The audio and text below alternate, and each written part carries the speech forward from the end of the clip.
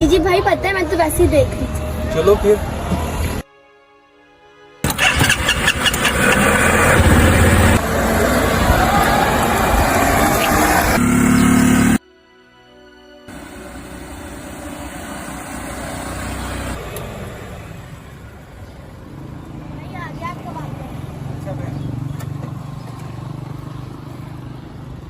बहन कितने पैसे हो गए? एक्चुअली मुझे इन जगहों का पता नहीं है, आप अपने हिसाब से दे दें। वैसे भी ये रिक्शा मैं नहीं चलाती, मेरे बाबा चलाते हैं। आज उनकी तबीयत खराब है इसलिए मैं आई हूँ ताकि उनकी दवाई के लिए कुछ पैसे इकट्ठे कर सकूँ। अरे वाह बहन, आप तो एक बहुत अच्छी बेटी हो और आपके पापा बड़े खुश नसीब है कि उनको आप जैसी बेटी मिली। इस मुश्किल वक्त में भी आप अपने पापा का साथ दे रही हो। आप टेंशन न लो, आपके पापा बिल्कुल ठीक हो जाएंगे। ये लो पैसे, ये किराया भी और अपने पापा के लिए दवाइयाँ भी ले लूंगा। शुक्रिया। अगर आपको ये वीडियो अच्छी लगे तो शेयर लाजमी करें।